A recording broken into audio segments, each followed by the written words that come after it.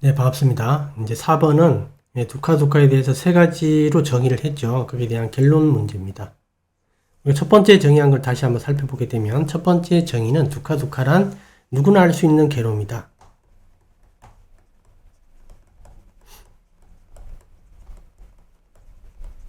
즉 이제 이건 두카웨다나다 이렇게 보는 거죠. 두카웨다나가 바로 두카두카다 이렇게 보는 거고, 두 번째 정의는 1번 같은 이런 게 아니라 그 두 번째 화살로 보는 겁니다. 한마디로.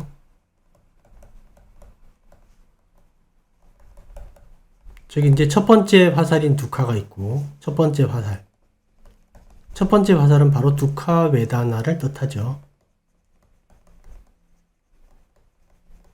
즉 누구나 이제 괴로움을 겪게 됩니다. 그 괴로움을 겪었을 때 그 괴로움에 대한 반응으로서 또 두카를 우리가 범한다라는 거죠. 이 두카는 사성제와 12연기에서 얘기하는 두카입니다. 그러니까 이제 반응이 바로 이 두카웨다나가 생겼을 때 그 두카웨다나에 대한 싫어함, 두카웨다나에 대한 혐오, 짜증 이런 것들이죠. 성냄의 계통입니다, 이게. 그래서 두카두카에 대한 이제 두 번째 화살로 정의하는 입장에서는 이 두카가 일어났을 때, 즉 두카웨다나가 있을 때 거기에 대한 이런 반응을 두카두카로 보는 거죠. 두 번째 화살을. 이걸 두카두카로 이해하는 겁니다. 요 이제 두카두카로 이해한다라는 것은 이게 우리가 만드는 거죠. 한마디로 우리가 만들고, 그렇기 때문에 우리가 제거할 수 있는 겁니다. 그런 측면이 있죠. 이렇게 이제 두 번째 정의가 있었고, 그 다음에 세 번째 정의는 이 세 가지 괴로움, 두카두카, 상카라두카, 윗바리나마두카를 숨겨진 괴로움으로 이제 이해하는 거죠. 근데 이제 이 숨겨진 괴로움으로 이해하는 게 이게 단순히 그냥 숨겨진 괴로움이다 이렇게 정의한다라기보다는 이 두 번째 화살로 보는 두 번째 정의 있죠. 이 두카두카를 이렇게 두 번째 화살로 정의하는 요 입장을 수행에 적용했을 때 한마디로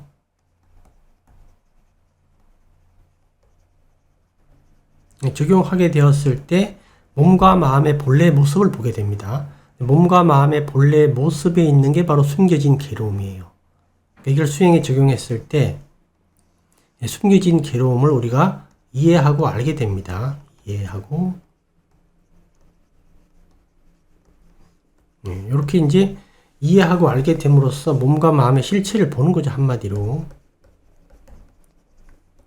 몸과 마음에 숨어있는 괴로움을 보게 됨으로써 몸과 마음을 올바르게 이해하게 됩니다. 실제로 우리가 몸과 마음에 있는 괴로움들은 빙하로 설명을 하게 되면 앞에 설명했듯이 이게 드러나는 부분, 즉 두카베다나 이렇게 우리가 누구나 알 수 있는 괴로움은 아주 적어요.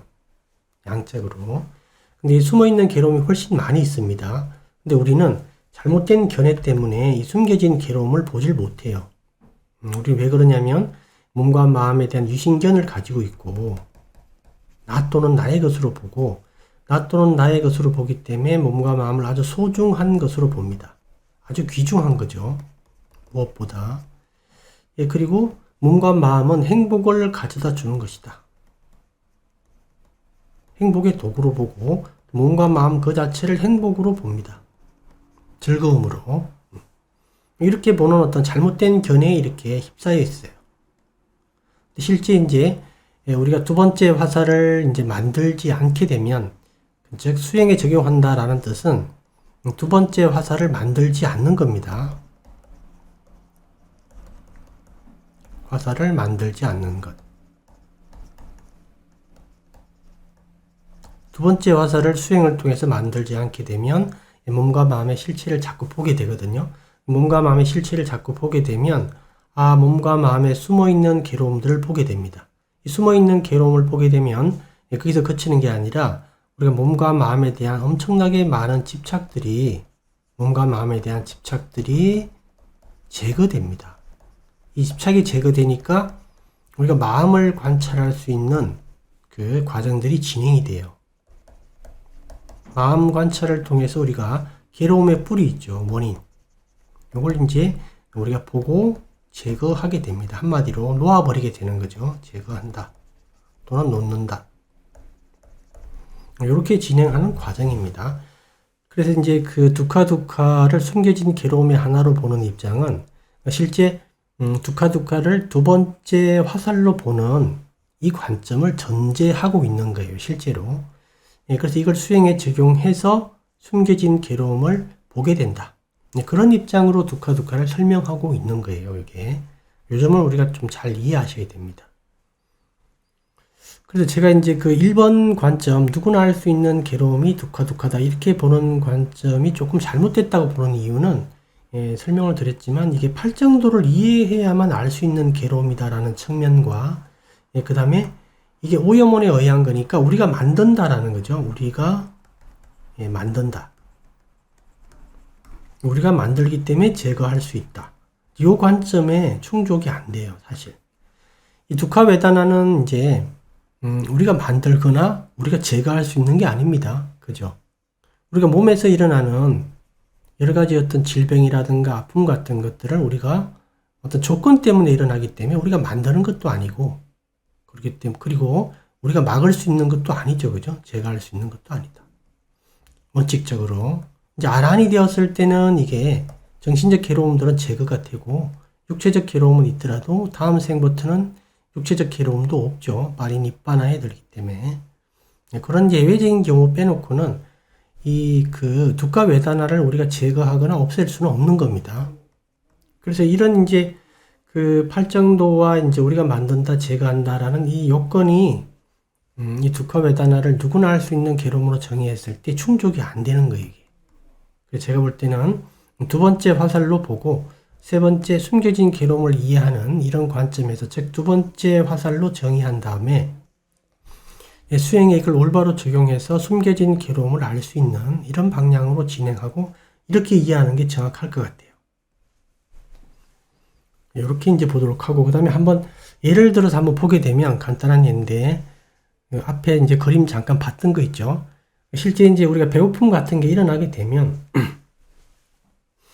반응이 어떻게 되냐면, 이제 정도의 차이는 있지만 짜증이나 싫어함이 일어납니다. 아주 미세하게나마. 많이 일어나는 사람도 있어요. 배고픔을 참지 못하는 경우도 많이 있죠. 그렇게 일어나고, 이제 그러니까 이제 어떻게 되냐면, 배고픔이 일어나게 되면 사람마다 달라요. A, B, C. 사람마다 다릅니다. 이 배고픔에 대한 어떤 저항 성향이 형성이 돼요. 이 저항 성향이라는 것은 이제 싫어함 계통입니다. 분노 계통이 한마디로 싫어함, 혐오. 이런 저항 성향이 이렇게 형성이 돼요. 그래서 이제 그 배고픔에 대해서 A라는 사람은 짜증을 10을 낸다. 또는 B라는 사람은 짜증을 50을 낸다. C라는 사람은 짜증을 90을 낸다. 이렇게 예를 들자면, 이렇게 각자의 이제 상황에 따라서 저항 성향이 이렇게 형성이 되고, 저항 성향은 또 수시로 바뀝니다. 형성이 되고 여기서 그치는 게 아니라, 이 배고픔에 대한 저항 성향이 형성이 됨과 동시에 이 배고픔에 대한 해결 방법으로 어떤 음식들이 또 형성이 돼요. 그래서 A라는 사람은 만약에 고기를 먹고 싶다라는 이제 생각이 떠오를 수도 있고, B라는 사람은 라면이나 김밥 같은 게 이제 또 떠오를 수도 있겠죠. C라는 사람은 또 피자 같은 게 떠오를 수도 있고, 이렇게 또 이런 어떤 특정 음식들이 또 어떤 열망 성향으로 형성이 됩니다. 이거는 바로 바램 성향, 기대 성향, 열망 성향, 이렇게 보시면 돼요.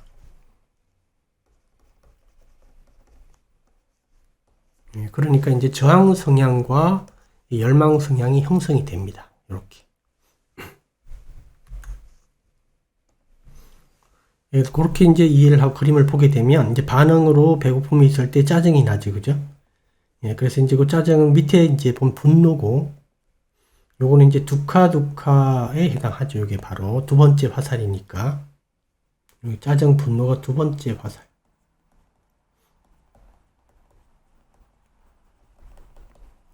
그러니까 짜증이니까 괴로움의 원인의 관점에서 보게 되면 위바와 따나가 됩니다. 위바와 따나.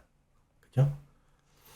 그 다음에 이제 여기서 그치는 게 아니라, 이 사람이 배고픔을 느꼈을 때 반응으로 이 짜증만 내는 게 아니라 또 맛있는 음식을 떠올린다 그랬죠. A는 고기를 떠올린다 그러면 거기에 대해서는 이제 기대나 열망, 좋아함이 일어납니다. 탐욕이 일어나고, 이건 바와따나가 되고, 그죠? 그 다음에 그 음식에 대해서 이제 이렇게 뭐 어떻게 먹을지, 그 음식의 맛을 또 올리고 여러 가지 생각을 하는 게 또 깜마따나예요.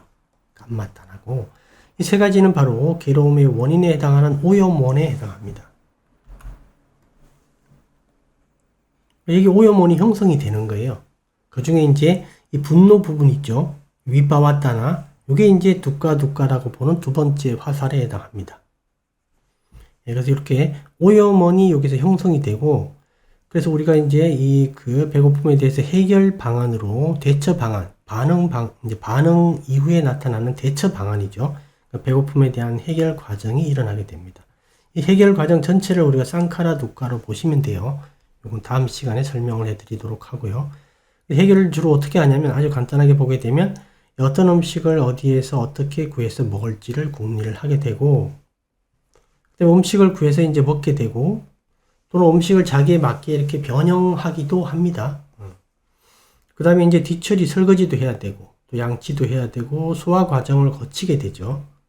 그래서 이제 여기서 뭘 우리가 이해할 수 있냐면, 우리가 출발점이, 즉, 어떤 두카 베다나가 일어났을 때, 그 두카 베다나에 대한 출발점이 우리가 짜증이나 싫어함이 되었기 때문에, 그죠?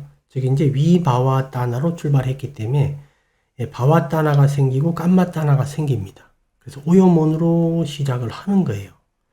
그래서 음식을 준비해서 먹는, 그 다음에 처리하는 과정이 이거 오염원에 의해서 다 오염되어 버립니다. 한마디로 이 쌍카라 두카도 오염이 되는 거예요. 시작이 오염이 되었기 때문에 과정도 오염이 되는 겁니다. 한마디로 시작이 이렇게 분노로 시작을 했기 때문에 오염되었기 때문에 과정도 오염이 됩니다. 이게 오염이 된다는 뜻은 뭐냐면 우리가 현재 순간에 몸과 마음을 못 보는 거예요. 현재 순간에 몸과 마음의 실체를 못 보는 겁니다.